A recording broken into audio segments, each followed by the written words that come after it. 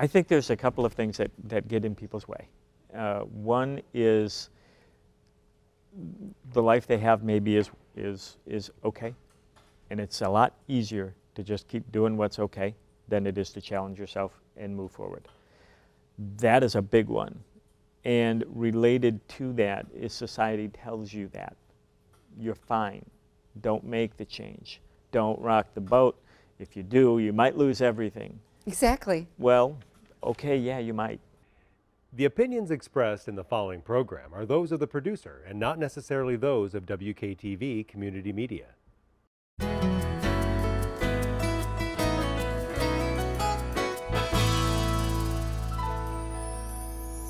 Hello, West Michigan. This is Grand Tap Media Business TV. My name is Pamela Keim, your host. The spirit of the show is to introduce West Michigan to all the businesses, nonprofits, individuals that can help us thrive in our lives. Well, for all of you who have watched my show, you know that I interview a lot of business coaches. And today I have a very special business coach. He's a friend of mine, and we go way a few years back, and we can share that on the show. But he calls himself a Christian business coach, and he helps people thrive. There you go. But he has a new book coming out, and it is called Stop Leaving Your Life on the Table. And my guest has owned an insurance company for about 25 years. He sold it. He's taking all of his knowledge, wisdom, insights, what he learned owning a business, insurance company, and leading people to a successful, so he was able to sell it just about a year ago, and he's going to share that. And he decided to start coaching other people to thrive. And he started to discover a few things while doing that coaching. So I want to welcome to Grand Tap Media Business TV, John Salzwedel. And I appreciate you being on the show today. And I'm going to go right off the bat, and you're going to have to share a little bit. You're probably the first coach, kind of business coach, maybe even personal coach, you can kind of share what that is, Sure. that calls themselves a Christian coach. I can kind of get an idea from knowing you, all the years I've known you, why you say that, but I'm just kind of curious of what type of clients are you trying to attract, or what are you trying to tell people what your coaching is going to be all about? So welcome to the show. Thank you, Pamela. I appreciate that. That is an interesting question, and the idea of a Christian coach, and I don't specifically work business, I work people individually, as individuals, not as companies, but everything that I work with on them will be part of all their lives all the way through. So they're coming to you saying, I'm stuck. I'm stuck, yeah, okay. Wherever that may be. I don't like my life. I don't like my job, or I love my job, but for some reason I don't like what I'm doing right now at my job, or maybe some other entirely different part of their life.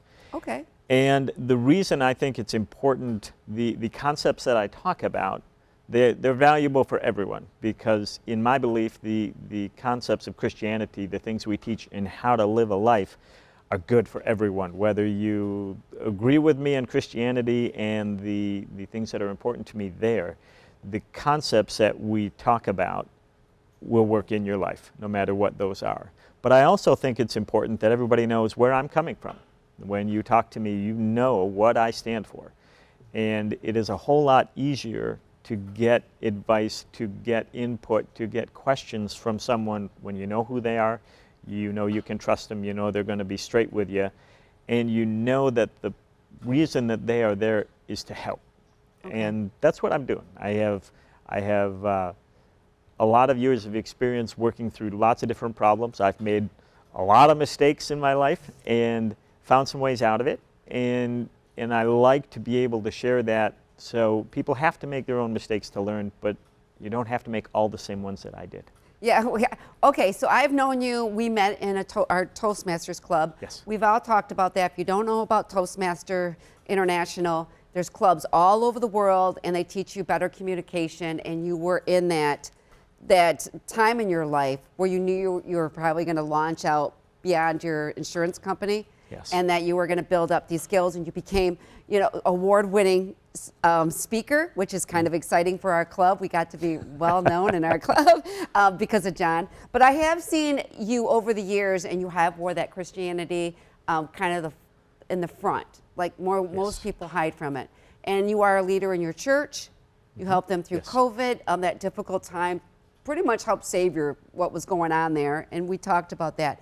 But as I got to know you, when I say a business coach, and I didn't mean it all, that doesn't mean all the personal, because I known you from that you own the insurance company that you sold, and that you were been a leader in our Toastmasters Club. I saw your leadership in other areas. That's why I was saying, okay, so is that what's the problem with people, is that they haven't stepped into, I mean, who's coming to you? Is it somebody that's kind of lost and yet still believes in God? I'm trying to mix it all together. What type of people are coming to you now? Society is tough right now. There is so much. Part of the reason that I stepped into this role, I got to a point in my career with my insurance agency. I'd been doing it for a quarter of a century, and when I started, it was spot on. It was great. And the industry is fantastic, and it was very good to me. But I started getting this feeling, this isn't right anymore.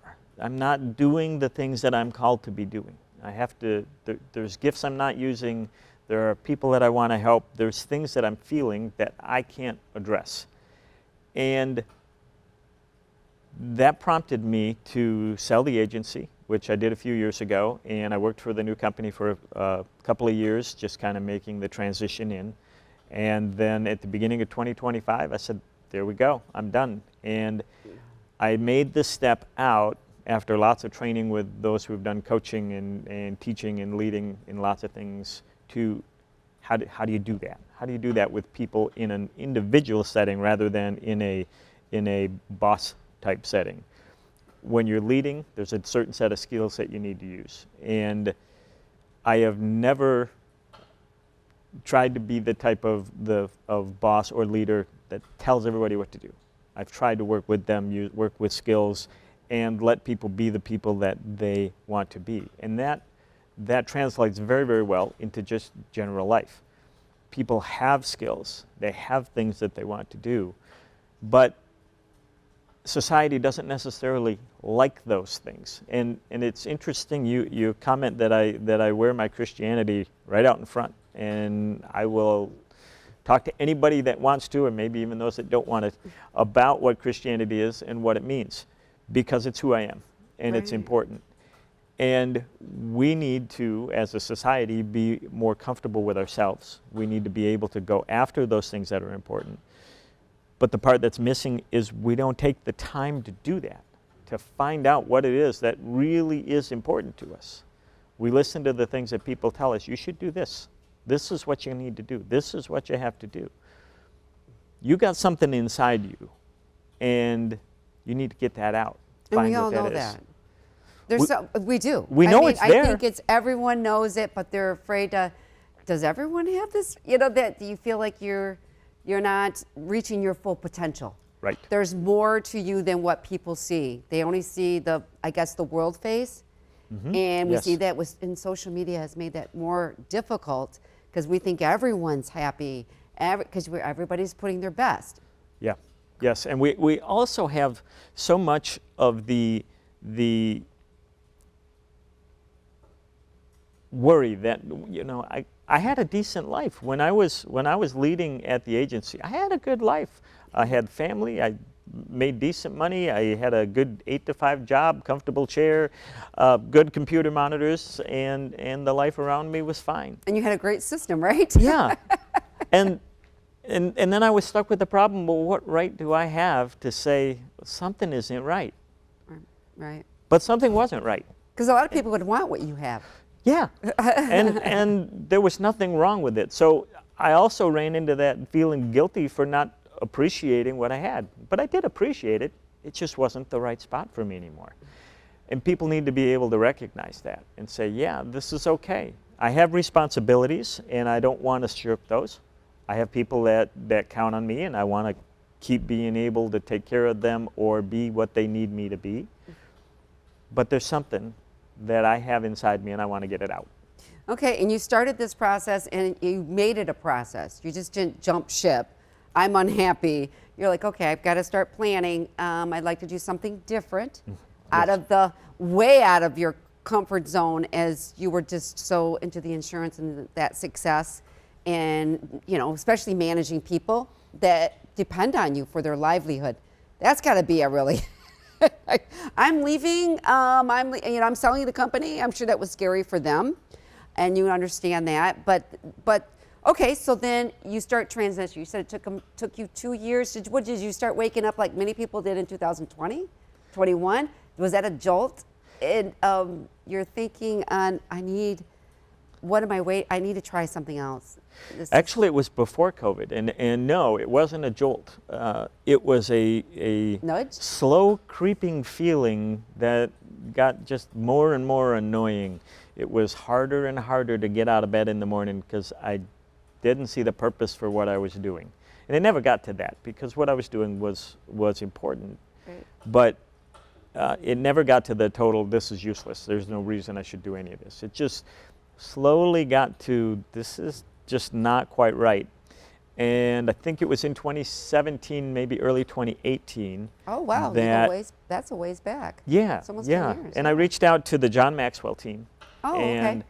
went through training there and spent a lot of time going through all the different classes that they have and learning from them. Fantastic organization, and got certified there. And I thought, okay, I can do this now. And at the same time, I'd been asked about teaching a Financial Peace University class at my church. So I went to the Dave Ramsey organization, and I went through their coaching program and got trained on all of that and personal finance. And I draw a very big distinction between personal finance and accounting. I don't speak accountant. I never have. I don't play one on TV. I find one to do the accounting stuff. But when it comes to individual personal financing, I can talk in that realm because I've lived that world, and I know how to work through that too. So I went through those fantastic programs, learning 2 very different methods of coaching, and was able to put that together. And about the time I decided to hang out my shingle and do coaching as an evening thing, something to do after work, Yeah. that was January of 2020. Oh, wow. Okay. So at that point then, everything fell apart, the whole world changed, and I had to stop, even though it was the perfect time to be doing this type of work. It was a horrible time because I still had a company to take care of, and I had people that depended on me, and I had people that I depended on, and we all needed to work together and get through and try to figure out how do we do this new life. So you sold your company, what, 2024? I sold my company in 23. Okay. And then you had that transition. Okay. And then you went in, you started your coaching, going to start a coaching program, and then you've been working on this book, which this is why you're on my show. You started this book. It took you how long to get this book written? From thought, well over a year. From when I first started putting pen to paper, it's been about 8 months. And it's called? It's called Stop Leaving Life on the Table. Well, what does that mean, and why did you want that to be the title? That title, Pamela, comes from a business saying, and many people might know, we left some money on the table. That's an old business phrase that means we put together a deal, we maybe could have gotten more out of it. Maybe we didn't sell it for enough, or maybe we are giving too many products for whatever we sold, or something like that. Promising but that's leaving money on the table. And I thought, we do that. We do that in our lives. We accept what shows up instead of questioning and saying, is that the right thing for me? Should I be doing that? Is there a better way I can do that? Maybe the idea is the right idea, but could I be doing it in a better way? And I figured out I didn't want to get to the end of my life and say I left a bunch of life on the table. I wanted to use it all up. When I get to the end, I want to be done, and I want to say, wow, what a ride that was, and I didn't leave any life on the table. And it is my hope that others can be to that point as well. Okay, there's part of the book that too, you explain design a framework and hope to help people create a meaningful lives. What does that mean, design framework, in your in your book and what you're going to explain to us today. Sure. The design framework is something that I developed. It's a step-by-step process. It gets people into their own heads, into their own hearts. It helps them to see who they really are, what they really stand for, where they really want to go to, and to try to, I don't want to say ignore, because you can't ignore the people around you, and we talk about that in the book as well. Right. Because that's important. The people around you are important, but you have to hear your own voice. You have to see what you want. You have to see what's important to you. You have to know where your lines are. What lines can you cross? What lines can't you cross? And through the design framework, it's a simple step-by-step process that takes you through figuring out who you are, where you want to go, the steps, the optional steps, and to actually jump in and do That's them. in the book and your coaching? Yes. You go through that one? Okay. Yes. All right, and then what do, okay, I'm just going to ask my question. What do you think it is? You've been around people, you have been in leadership, you've managed people, you've helped develop people. What do you think it is that you see sometimes they don't see in themselves? Is it they're fearful of failure? Is it that I just can't believe I was given this gift? Or I can't believe, a lot of times when people see something in me, I'm like, really? Because I'm flabbergasted. I'm like, you see that in me? And I don't, is it childhood trauma? I don't know, what is it? What do you discover? I think there's a couple of things that get in people's way. One is the life they have maybe is okay, and it's a lot easier to just keep doing what's okay than it is to challenge yourself and move forward. That is a big one. And related to that is society tells you that. You're fine. Don't make the change. Don't rock the boat. If you do, you might lose everything. Exactly. Well, okay, yeah, you might. You want to live, you live in a great place. I hear that a lot too. Yeah. It's like, why would you do certain things? I mean, you've got, they perceive that you have this great, but they don't realize that there's something inside you that's still stirring. And, Yes. And it comes out once in a while, and you're just like, oh, that would be, what if? Mm-hmm. And it is a risk. Is it possible that through this change, everything in my life will change? Yes. Some things definitely have changed. And other things we still don't know what's going to happen with them. So your ideal client is who? If My you were ideal in client, your coaching program, who are you seeking you can best serve? They always tell you, find out who exactly that single one person is, your avatar, I'm whatever curious that too, may John. be. I'm hoping I'm one of them. It's like you wait, Pamela. What I have found is the first one, because I actually have two, and I've talked to a bunch of people and say, how can I have two? Everybody says you got to just have one. But I have two, and I'll explain to you why. The first one is me 5 years ago. Someone who's in a decent life. Things are okay. Nothing's really wrong. No big traumas, no big disasters, nothing they really need to fix. Just something isn't right. And to find how do you seek that? How do you go after that without screwing up what you have? Right. Without risking things that don't need to be risked. And how to take those steps when you're not sure that anybody will agree with them. So that's one. That's a big one. Yeah. The other one is, interestingly, and most of the time you're going to see that in people around the same age where I was in that mid-50s. And not always, it can be in any age group. But what I find really interesting is the same problems are existing in the 20-somethings. But for them, it's not, I've had this success and I want to step forward and do something different. It's, I don't know what I'm doing. Yeah. I don't know what I'm supposed to do. I don't know what I'm called to do.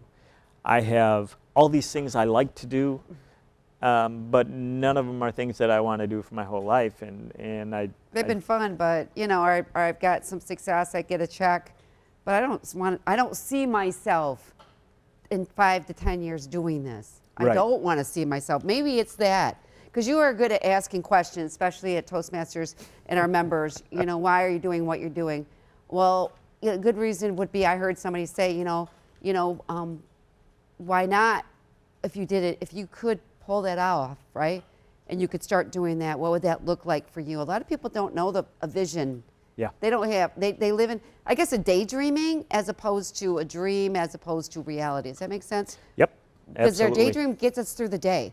Or we would just be like, this is too boring of a life I've created here.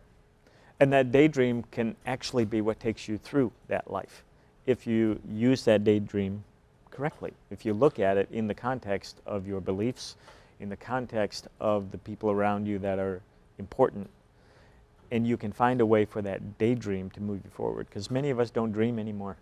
We just, this is what it is, this is what I do, and maybe someday I can do something different. Yeah, it could be just a fantasy to get you through the day so you don't go absolutely nuts. Yeah. All right, so in the book, all right, we'll have a little, we'll have a thing for you to be able to go and get that. What is it? Is it step by step? So if I bought the book, right? Because we're recording this, it's not out yet, but when this is airing, it's January, it should be out. Correct. Step by step by step. You're going to give me a plan? Is it like does that make sense? Every chapter ends with, do this today. Do these steps. An action plan. Go through this. Okay. Yeah, and they're very simple because it's not a complicated thing. It doesn't have to become, there's so many plans out there, and so many of them are very, very, very good. And so many of them are very, very, very complicated, and you do part of one of them, and it's like, wow, that took me forever, and I'm not even sure where it ended. Well, these are simple steps. These are simple things like get out a piece of paper, clear your brain, pick an area of your life. What do you want it to look like in a year? And just write. And it may even be, like you said, you wrote the book to be a writer, or maybe play an instrument. It doesn't necessarily have to be career change. It Nope. could be, I need something more when I go home besides this phone. Yeah. I feel like it's robbing me. I feel like my creativity is dropping. I feel like I don't have any hobbies. Maybe it's gardening, whatever. How do I make that home life a fulfillment of where I am excited of going home, instead of only stimulation I get is when I go to work and somebody asks me a question that I'm like, oh, does that make sense? Yeah. Yeah, it can be anywhere, because there are people that are completely fulfilled in their work life and not in their recreation life. And we all need recreation. We all need that. We all need to build ourselves back up on occasion. And sometimes we just don't know how. No. I've not been great at it. And Well, I think too, a lot of the people, like I mentioned, that went through school and they went right into college, they were just the next class, the next exam, or whatever. And then they go out in the real world and they're like, good luck. Here's your degree. And they're like, I had a syllabus to follow. I had, I got to see my grades after. Yep. None of us really know, are we achieving or not achieving? What does it look like to get an A in the real world besides money? right. Right? Besides, people are like, oh, you're real successful, which we find out later they got their whole personal and everything's falling apart, but they don't share that. Right. I mean, and not all of us are going to reach that. Like we're going to be like I said, billionaire. They don't even say millionaire anymore. It's billionaire now because we've gone so far. But we see people that have lived a very successful life that got their finance together, and they're able to, you understand? They're not living on the edge where you're seeing today. The key to that, to what you're saying, is what does success mean for you? Not what did somebody tell you success is. From you, maybe it is money. And there's nothing wrong with that. For some people, money is the yardstick that shows how successful they are, and that's okay. But for me, it never was. You need to figure out, what does your success look like a year from now, 5 years from now, 10 years from now, and how you're going to get there. Yeah, and do that one. All right, you have a coaching program starting in January too? Did we talk about that? I have ongoing one-on-one coaching that's always available, and I have a group coaching small group, and I'm limiting it to a dozen people.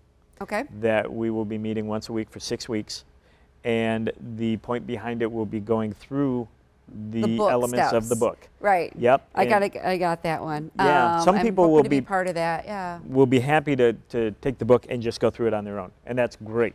And other people have other programs that they might find that has nothing to do with me. And that's great. The important part is to find what works for you. But we have, some people will want to just go through the book, so pick that up on Amazon. Or maybe they have a project. I mentioned I do have something I want to accomplish, and I'm hoping the 6 weeks program will get me from A to B, right? I have somebody I want to bring in that's a real estate that, that's an uncertainty there, that career. But there may be people out there looking at this. My career might be unstable in 5 to 10 years. I need to have a backup plan. I need to figure out what I'm going to do, develop some skills, and I need somebody to help me, walk me through that. And I understand that. That part of it, and that's why I wanted you here today, because there are going to be people that their careers are going to get it with AI and everything. It's going to be a little bit of a bump. We don't know what that looks like. Like, you've been taking AI, learning more about it, learning it in your coaching, and also understanding what everybody's going to be hit with. Possibly, we don't know. Right. You don't know. Right. So, but that is coming. So if you think your position or where you're at now might be a disruption, you might want to prepare the next 5 years and get that. And even if you're not worried about AI, you got to keep growing. Yeah, you got to keep growing, because when you're not. I don't know why we do. We just know when we're like, I've been stagnated for 3. You haven't really done anything. Is there anything that we haven't covered today you'd like to cover that I didn't ask you? One of the most important things, it's in the final part of my book, that everyone needs to remember, and it's very important to me. If I do nothing else, but I get people to know this, you matter. The fact that you exist matters. There is no other like you Yeah. ever, and there never will be. Right. You may, even if you have an identical twin, they're not the same. Right. Everybody is unique. We as a society need everybody's input. That's how we'll do better. And you need to, as an individual, realize you matter, you count, you're important. People need you. Yeah. And I think with siblings, you understand that you could be from a big family or even 3, and you're all so different. Came from 2 people raised in the same home, and why something happened this way and something didn't. We all have seen it. And you even seen it when you're around with siblings. I don't come from this family. I can't believe. We joke, right? It's like, but that's true. Exactly Yeah. as it Absolutely is. it is. Absolutely is true. So, all right. And also, if you want to meet John, you can come to our Toastmasters Club. Yes. And it's in Grandville, and it's going to be held at the library starting in January, Grandville Library. So check us out, and you want to just check out Toastmasters. You can meet John, and we can go from there just to get to know the coach and the book, because I'm sure he's going to be sharing that on our as a speech. Oh, yeah, we'll talk. So, but that is out in January. Where can they find the book? Will that be on Amazon, your website? It will be on Amazon. The paperback, hardcover, and ebook will be out on January 13th. The audio book will be out a couple weeks after that, so that will be available as well. And I'll have links on my website. But the best place, just go to Amazon and get it from there, or catch me somewhere, because I know I'll have one in my car. I know. You come to Toastmasters, you can meet them and say, hey, I saw you. Sure. All right. Now, how else can they reach you? Tell our audience. If you want to visit my website, it's www.thecoach.vip. That's the best way to get to all of the different things that are on there. Different pages will have different links for if you want to sign up for one of the coaching programs, whether it's one-on-one coaching or small group coaching. And I meet with everybody before anybody signs up for anything. I don't ask anyone to pay me to be their coach if they've never met me. That doesn't make any sense. So we sit down, we talk, make sure we can get along and that we can relate to one another. And that can all be accessed from my website, or you can email me, john@thecoach.vip, John. I do have the H in the name. We have lots of jokes about that in Toastmasters. Yeah. And those are the best ways to find me. And if you want me to come speak at one of your groups, an organization you have, happy to do that. It's been an interesting change to go from CEO to author, speaker, and coach. Yes. It's a whole different set of things. All right, so the book is called Stop Leaving Life on the Table. It is out now. I will have that link in there. You can reach, like I said, You can reach it on Amazon, so I'm sure you have any questions, just let me know, or of course reach out to John. But we want to thank John Salzwedel for being here today. Thank you, I'll Pamela. see you. I'm going to be doing a speech at our club, and I will see you next week at that one. So this is Sounds good. Pamela Kime from Grandville Media. We will catch you next time. Take care, everyone.